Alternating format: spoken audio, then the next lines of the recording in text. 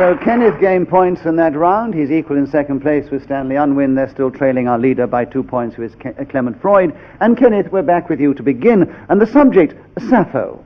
Will you tell us something about that man in this game, starting now? Well, it's always delightful to correct the chairman, because Sappho was the most famous poetess of antiquity, and she was born about 650 B.C. Kirka, I think, is what the critics write. She was reputed to have had to leave Lesbos under something of a cloud and whisked herself off to Mytilene, but returned later, where historical legend, whatever you like, has it that she threw herself off the Leucasian rock because of unrequited love with Phaon. Now she's only left us 2 extant odes, the rest are fragments. But the English translation of one is, say not the candle starts to gutter, no, do not utter that last goodbye, but flow out. I haven't finished.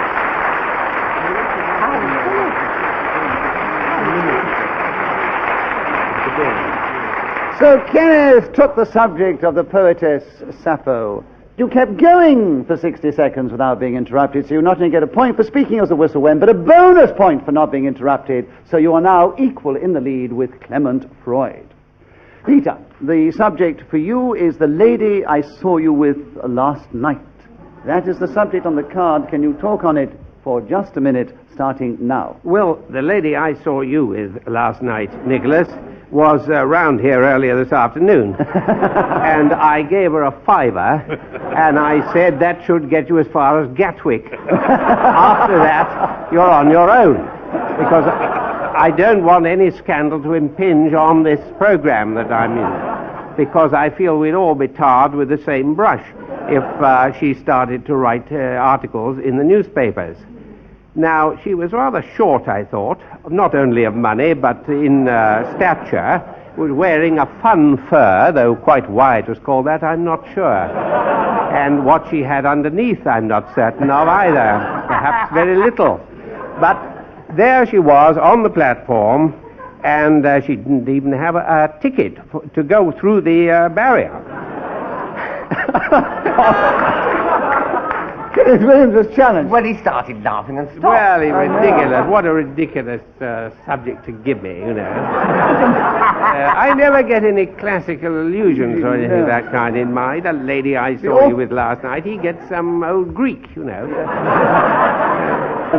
Kenneth, you got in very cleverly, not cleverly, no, it was very easily actually, with 5 seconds to go on the lady I saw you with last night, starting now. Well, the music hall, they always said it was that lady I saw you with last night, and they said it was my brother who just walks like that. But then, of course, that wasn't the subject of the card.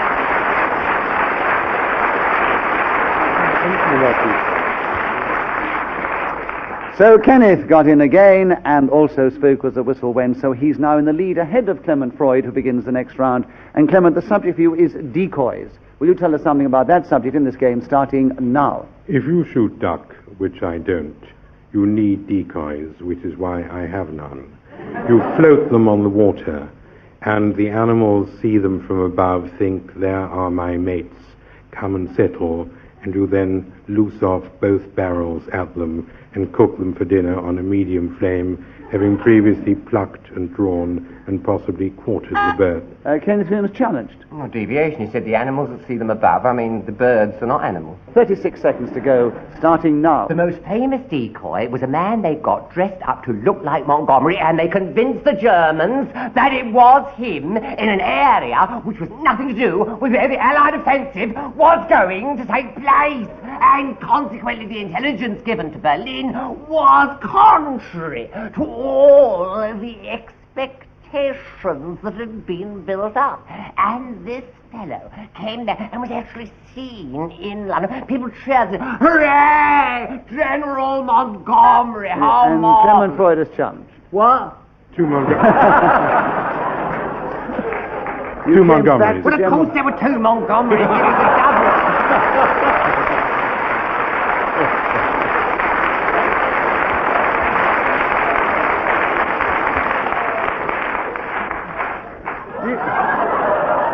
Clement Freud got in with 4 seconds to go on decoys, starting now. The other decoy that I would like to talk about, especially while...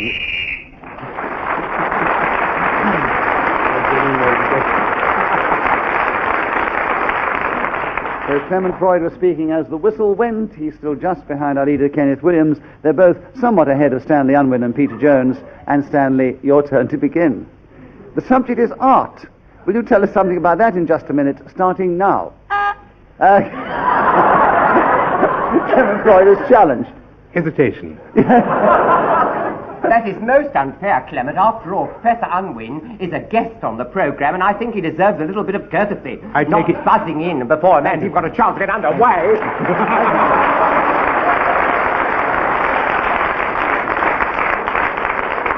Thank you.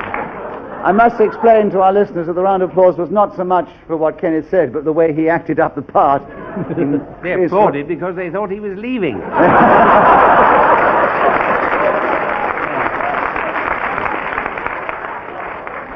I thought it was because of the way he stuck out that little posterior of his, actually. As he started to his own. So, Kenneth, I wouldn't allow it when you challenged Clement Freud with only 1 second on the clock, and our guest, I agree with what you've just said. So, Stanley, you have a point for an incorrect challenge. You keep the subject, and you have 59 seconds to go on art, starting now. Art is connoted with beauty. And beauty, as you all know, is in the eye of the beholder. I think it was Ralph Emerson who said, you must carry it with you or you'll never find it, unquote. And in order to build up a picture of art, you must have some idea of linear perspective which starts at the beginning and finishes at the end. Then you must have spatial relations which are lumps in between, you see? If you also have a human being there, and there's a little spherical globule on the arm pecker, they call that a circloid of confusion, you see? Now, in the spatial relations and the linear perspective, all this joy comes back into the individual whole. So you really must carry it with you, or you'll never find it. You see what I mean? Ah, there's joy. Oh, no. So, you may want to manifest your art by getting a bicycle and riding it over a lump of solid paint.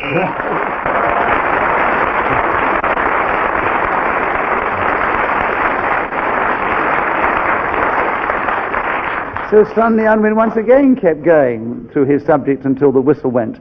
I don't think the others knew where to challenge, actually. So if you are not called Professor Stanley Unwin, nickname such for nothing, Stanley, we have to say goodbye. But before I do that, let me give you the final score. Peter Jones, who gave us his usual wit and charm and all the other qualities he brings to the show, did finish in 4th place. Stanley Unwin gained a large number of points. Goodness knows how, but he did gain them. And your contribution will be cherished and relished, I'm sure, because you finished in 2nd place, only 2 points behind Clement Freud, who was 2 points behind this week's winner. Once again, it is Kenneth Williams.